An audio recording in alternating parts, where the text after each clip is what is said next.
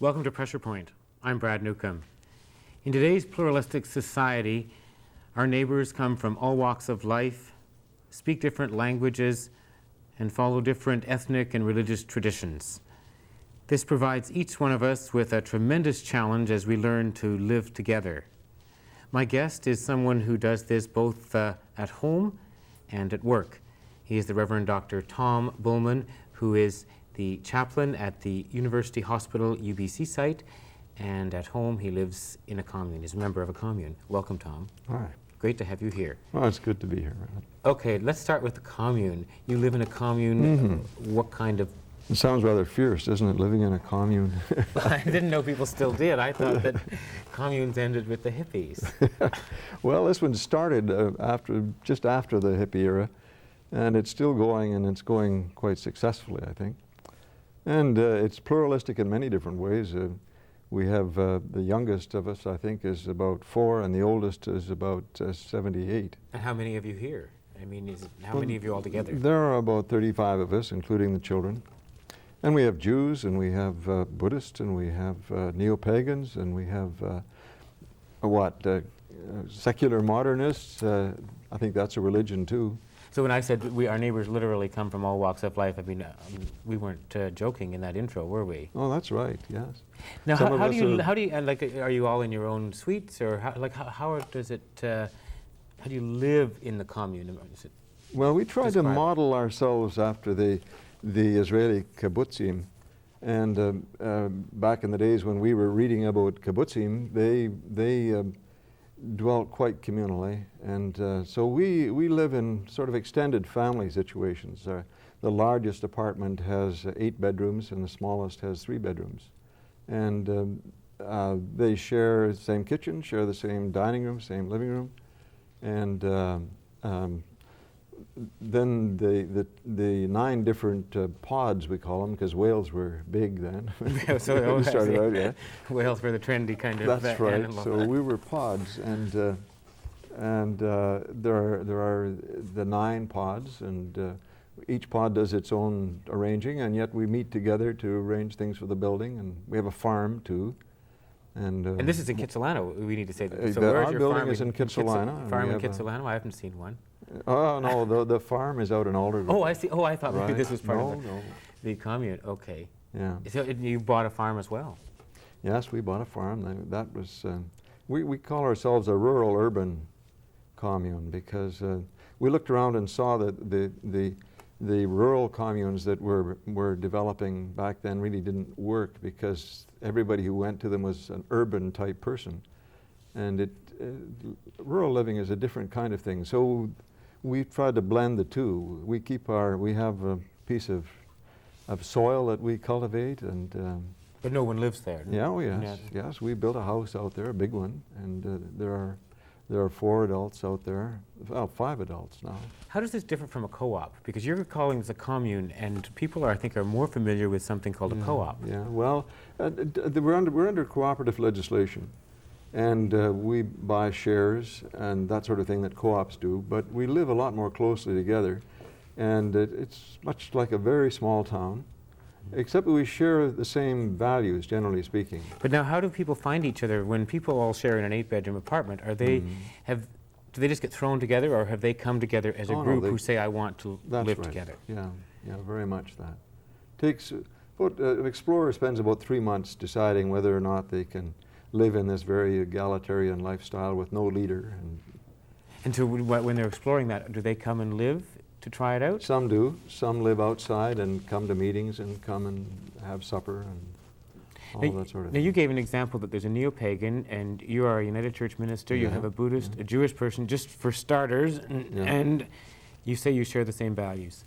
But that is a perfect illustration of pluralism, if I've ever heard one. You're all living together in very close quarters, and just on appearance, I think you look very different. Well, we are very different, but I guess the sort of principle of dialogue is very important for us. We keep all the Jewish festivals, and we keep all the neo-pagan festivals, and we keep all the Christian festivals, and we have Buddhist meditation and so on. I mean, we learn from each other and talk to each other and try hard, and that's the hard part, to listen to each other. any argument? I mean, sometimes dialogue can be pretty frustrating and can be pretty difficult, and it turns into argument. Yeah. Does that ever happen? And also, when you live with people, Yeah. you can get into arguments a lot faster than if you're just at a meeting or at a conference. Yes, you sure can. And quite frankly, some of the people there are pretty anti-clerical, and I happen to be a cleric, although I'm pretty anti-clerical myself, I think. Yes, a lot of clerics are. People just don't listen long enough to find out. That's right. So if they're anti-clerical, what is, like, how does that get acted out? You know, my profession rubs some of them the wrong way, and we have to talk. One chap said to me not long ago, you know, here you are peddling this stuff that belongs to a church that's responsible for the worst human rights violations in history. And, you know, so we had to talk about that. What did you say? Well, I said, yeah, we have committed collectively as a church through history. We've done some pretty awful things, been responsible for some terrible things. But we try. And I guess I could say that the whole notion of human rights has something to do with the Christian religion too. So that, you know, I think he heard me. Yeah, so in other words, you do get to know each other, and it's primarily with individuals and people who live together. Yeah. What about some of the like, there's some good points. Are there any disadvantages to living together in this very intense community setting? Well, I wouldn't say it's, I mean, intense, yes, but one of the things you have to learn when you're in community is to set your own boundaries and learn how to communicate those boundaries to other people.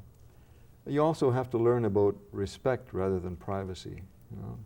Like, explain the difference. When you say learn about respect rather than privacy, what do you mean? Well, the people who say, oh, I couldn't live like that because I value my privacy too much, really have forgotten that you can live in the same area with people and rather closely with people if there's that element of respect, if you really do respect. And I think that's one of the things we've learned over the years. That, so you're very conscious respect. of giving people their space? Giving people their space and giving people their due, you betcha. Yeah. Now, there must be some people this wouldn't work for. Well, that's right. Some people just can't hack it. It's learning the social skills is too hard for them, I guess. I don't know. I read somewhere where you said when you were visiting in apartments and visiting people in your capacity as a United Church minister, that you said you found a lot of people living alone, and you said they may call it privacy, but I call it alienation. Well, I think so. I think that's why Jan, my partner, and I really were interested in seeing what we could do to develop community, because so many people are just cut off. I see that in the hospital all the time. I wonder how much of the illness is really a result of that sort of lonely anxiety that people are so used to they hardly recognize it. But it is true that people who live alone are sick more often. I think that's statistically true. And it is true that we live in a society where there is tremendous anxiety and loneliness. Yes. And was it Eliot or Auden once said, you know, we live lives of quiet desperation. So you would see that in a hospital setting. Yeah. And we do lack community even though we're surrounded by thousands of people.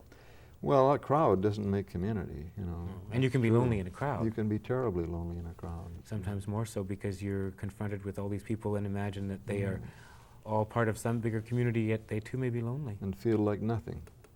But if I go downtown and happen to see a member of my community in the Bay or something, the whole day lights up, you know. It's just, it's wonderful. So, but if people are interested, then they can just get started doing that, can they? Can they just start? I think so. I know that our community has been a resource to other communities who've made that effort, and we would be again. And your community is called? Community Alternative Society. And okay, and you call yourselves a commune. One last thing, I read something as well that you had a composter a long time ago. Oh yeah, Beulah. Yes, we still have Beulah in the basement. Beulah's the composter. On all our compostable garbage goes into Beulah, and what does Beulah look like? Well, she's very heavy. She's about sure she's fed all the time, high, isn't she? and she's about 4 feet wide, and she's a big drum that rotates and keeps it aerated so it doesn't smell. Really? Okay. And it produces wonderful stuff for the garden. And you can pick it up with your hand and it smells sweet. And it's in the basement? In the basement, yeah. Okay.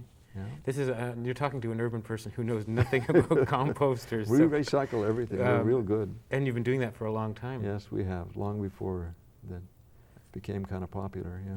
Tremendous. It sounds tremendous. Yeah. You mentioned that the hospital, Yeah. you see a lot of people who are lonely and who are ill, and you wonder about illness. Yeah. Also, you're in your home environment, you as a hospital chaplain are meeting people from all walks of life, from many faiths, and from no particular faith. Mm-hmm. So what are some of the challenges that you face as someone there to minister to those people when you meet people who are just run the whole spectrum of our multicultural, pluralistic society? Well, that's why it takes chaplains a long time to learn their trade. We have to be able to discipline ourselves enough to keep our own values in check and to recognize really what they are, and to be open for other people's values and meanings, and help them tell their story in ways that enable them to create new values, if that's required because of their illness or their loss. Do people often do that, to create new values in the midst of an illness? Is that one of the I think so.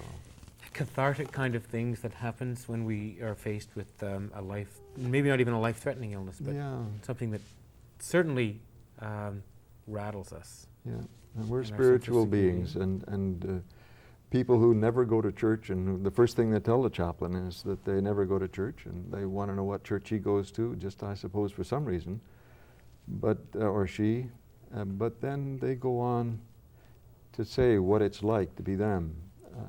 Not all of them, but about 1 out of every 3 visits we call a worked visit, where people start sharing their emotional or spiritual stuff. A lot more people do now than they did 5-10 years ago. Why has it changed? I don't know, because the people are drifting away from the churches, but they seem to be more concerned spiritually, Brad. I don't know So then just the why. question that comes to me is that does that mean that as people get away from the churches, they are becoming more spiritual? And has the church actually been a hindrance to people's spiritual? Surely not, but maybe that, I don't know. I don't know. I mean, I don't know. It makes you wonder, doesn't it? Yeah. If people, as they've left the church and don't feel so constrained by institutional religion. Well, I think it's more privatism again.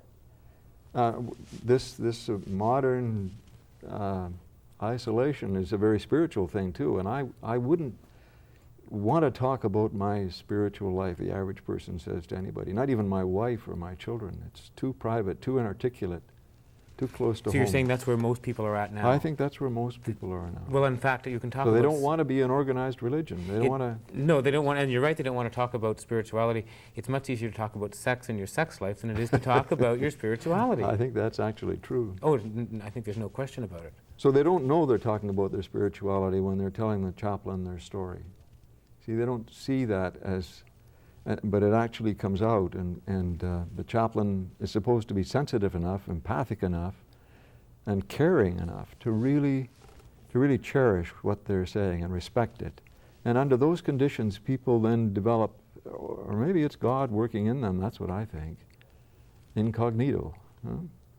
They develop new meanings and stronger hope. So the spirituality kind of permeates the telling of a life story, but it's not put in kind of categorical or systematic kind of... No religious language. No religious language, which sounds so much just like life. Yeah. So that's the challenge you see in terms of meeting people from all walks, but it also sounds Yes. tremendously stimulating and rewarding. Oh, and a great privilege. And you do meet people with clearly well-developed, articulate spiritual positions too, people of other faiths. And you must be very careful then to enter into dialogue, genuine dialogue, where you listen, and hopefully, that's mutual. Now, is it best to have someone like yourself, who is a United Church and Christian chaplain, dealing with people of other faiths, or is it best to find someone of the same faith to minister to them during illness? Well, whenever that's appropriate, then it's ethically, we're required to do that. Right. And we disqualify ourselves when we think that it's not something we can handle. Yes, you bet. But at the same time, we shouldn't live in an isolationist kind of world where suddenly only like-thinking or like-named people should be together. No, it's surprising how little call there is to faiths outside people seem to make do with the chaplain that's there. I don't think they know that they want a chaplain until the chaplain's beside the bed. So that no one thinks of calling for a chaplain, just that No. when you happen to wander in That's right. for a kind of casual, informal visit, then That's people right. suddenly then they're glad you're there. And Or at least you're someone to talk to, that's right, yeah. and from that, the life story emerges. What about people, because most of the people, we talk about all these different faiths, and yet most of the people we see in today's society, most of the people whom we know and are and so on, really have no particular faith. I mean, maybe there's a background, but not really any particular faith. How do they fit into the pluralism, the whole issue around pluralism, interfaith dialogue, and meeting a chaplain? Well, Brad, I just got back from Ottawa at a conference on interfaith. And there they were, the huge banners up across the convention hall, 20 feet long, with the symbols of the 8 major religions in the world. And yet, the major religion wasn't represented. We could call it modernism or secular humanism or whatever. And that's what most people believe in. Certainly in the North American or Western European. Well, but you see, even many Mohammedans, many Buddhists now are becoming modern in that sense. So what is secular secular. modernism? When you say secular modernism, what do you mean when you say that Muslims and Buddhists and Christians and everyone alike is becoming that way? Well, it believes in technology, believes in happiness, be happy, right? Be comfortable. Okay. Buy another labor-saving device, be a consumer, believe in progress. Things are getting better and better, and things that are backward happened a while ago, All that is we take it for granted, but really it's very strange and quite new on the face of the earth, this particular when did this belief system.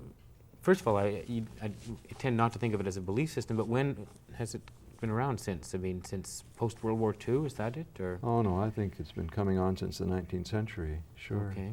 Maybe it started with the Enlightenment, I suppose. Now, some of those things seem more like trends, not belief systems. I mean, how are they really that entrenched in who we are? Well, kids used to like to go to youth groups in church. It was a very comfortable thing to do, but now they go down to the shopping mall. Or the video arcade? Yeah, well, the video arcade is that's more a distraction, I guess, where they can get out of themselves. But that's, after all, a spiritual thing, to get out of yourself, isn't it? Yes. And the comfort down in the shopping mall, to sit there in that cathedral of consumerism. Well, it's a spiritual thing to get out of yourself. I mean, I think it is a spiritual thing to get out of yourself, but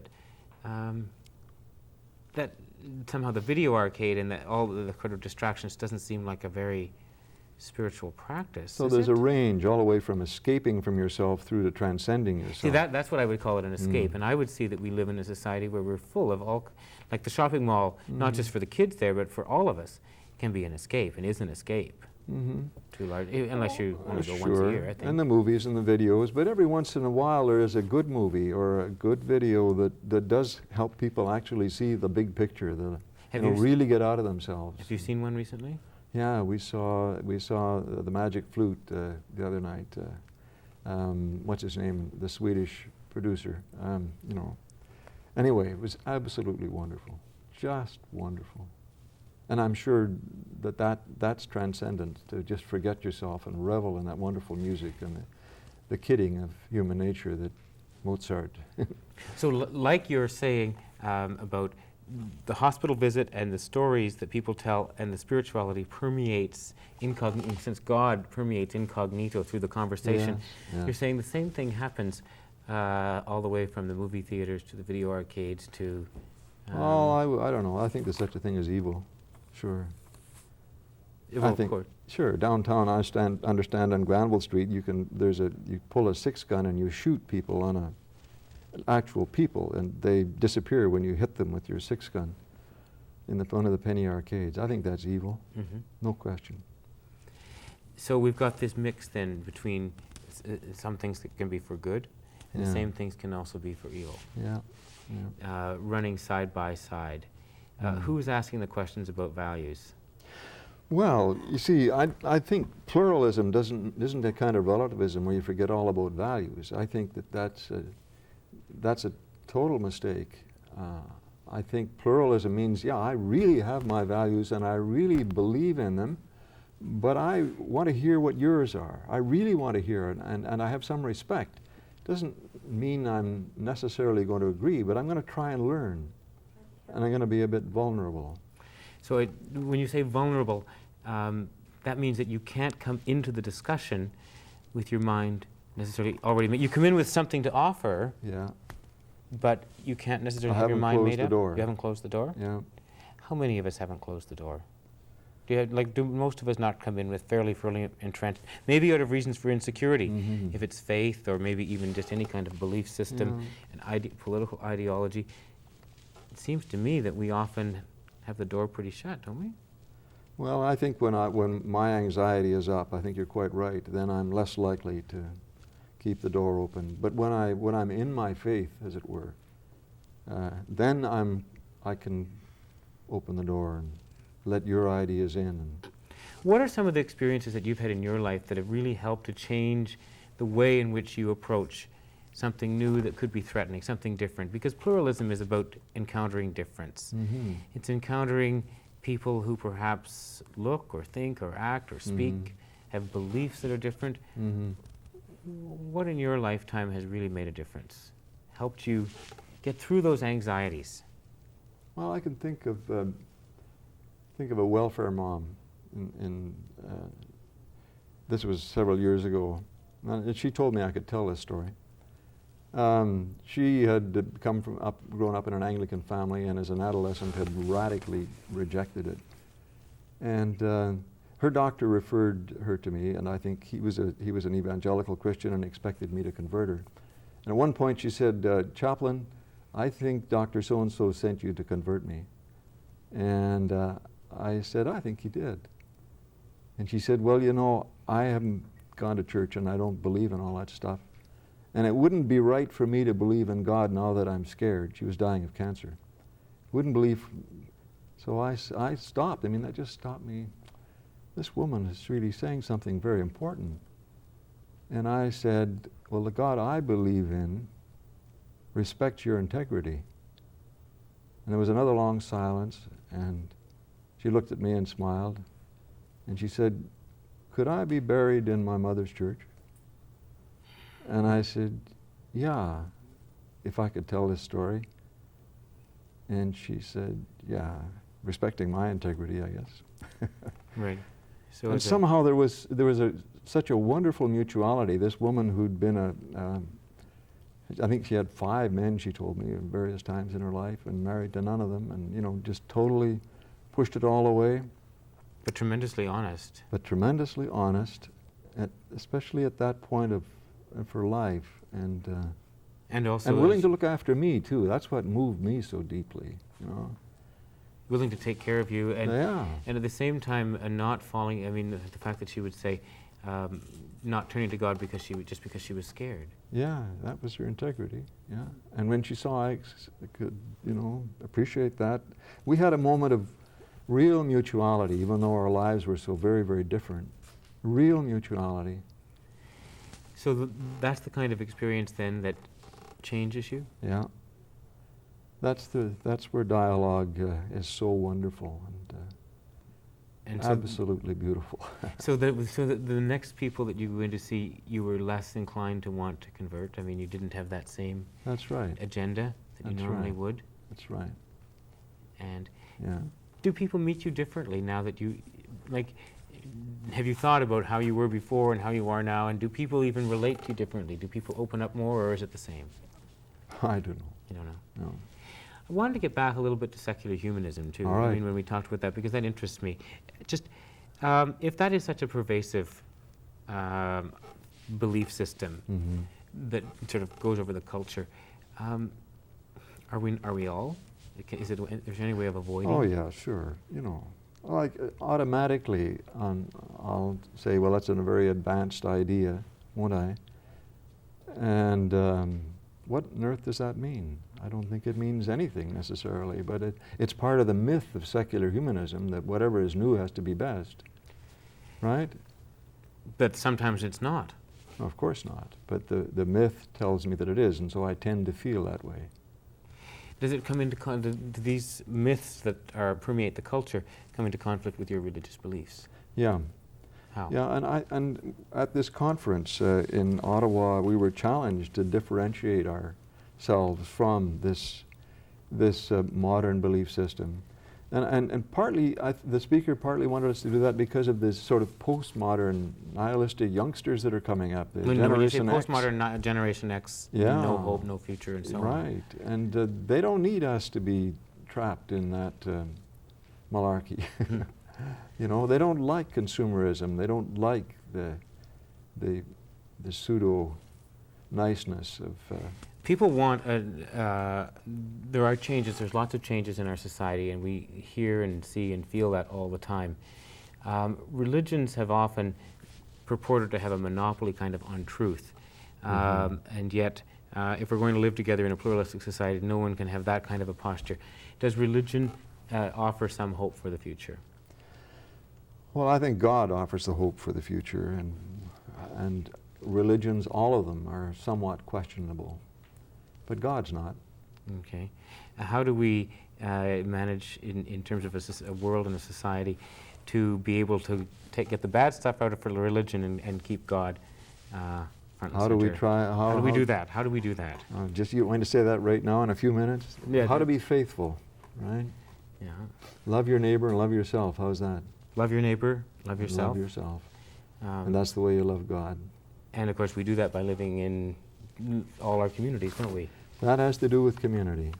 The challenge is loving the real neighbor, the person who lives beside me, whether it's in my apartment or on my street or in your commune, isn't it? That's right, and the religion then becomes of secondary importance. That person is primary. We just start to love. And the second one was love yourself. Yep. And that's not easy to do either. No.